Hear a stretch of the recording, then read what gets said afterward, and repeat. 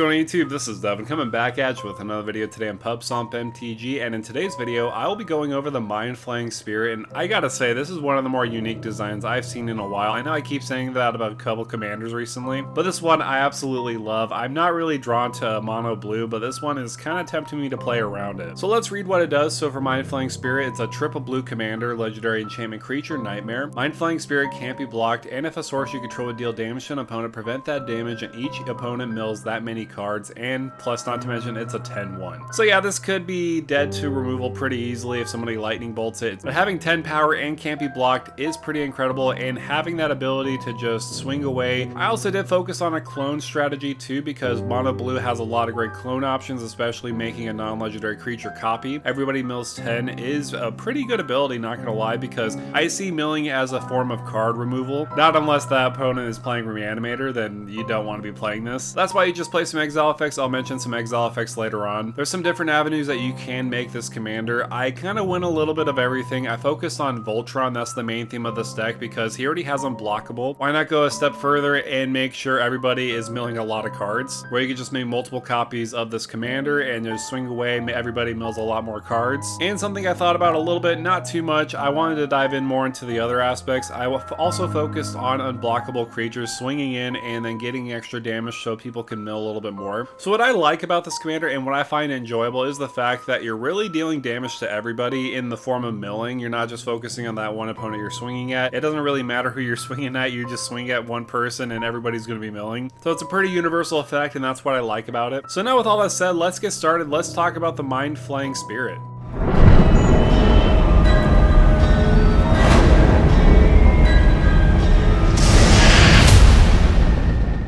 In this first part of the video, I wanted to focus on clones because we want to clone our commander as much as possible so that we can swing in for more damage, quote-unquote damage, because it's all going to be in the form of mill. The first ones I want to highlight are Sakashima of 1,000 Faces and Sakashima the Imposter. These all negate the legendary role so that we could have two of our commander on the battlefield. We could also take it a step further with Spark Double. I like this a little better compared to the other two Sakashimas, mainly because when you copy your commander, it'll enter with an additional +1/+1 counter on it, so it'll be at 11-2. That way we could inch a little bit more damage that way. Another one I would like to follow up with is Irenicus's Vile Duplication. This is great because you can create a token that's a copy of target creature you control, except the token has flying and isn't legendary if that creature is legendary. So this is a decent option. It is going to give our commander flying, but it doesn't really even need flying because our commander can't even be blocked. But just in case somebody has a big giant old gnawbone on the battlefield, we don't have to worry about them swinging into us because we could just have our flying blocker ready and available so that they could just trade. But I would say by far one of the best clones you can be playing is Auton Soldier. This is absolutely nuts because you may have Auton Soldier enter the battlefield as a copy of any creature on the battlefield, except it isn't legendary, is an artifact in addition to its other types, and has Myriad. I will say though, this card has one downside. Our commander is a creature enchantment. We're also going to get the extra typing of artifact, so this is going to be very susceptible to 3 different forms of removal. But I would say after that, it's all upside because of that Myriad ability. Let's just say we go to combat, we swing our commander and our clone over at one person. The clone of our commander will trigger that Myriad ability and make 2 additional copies swinging at our other opponents that have unblockable. And let's just say hypothetically all of them connect to our opponents. That means 40 cards will be milled just that turn in that one swing. I don't know about you, but that seems pretty crazy, especially cloning our commander more and more, making our opponents mill a lot more with just that 10 power.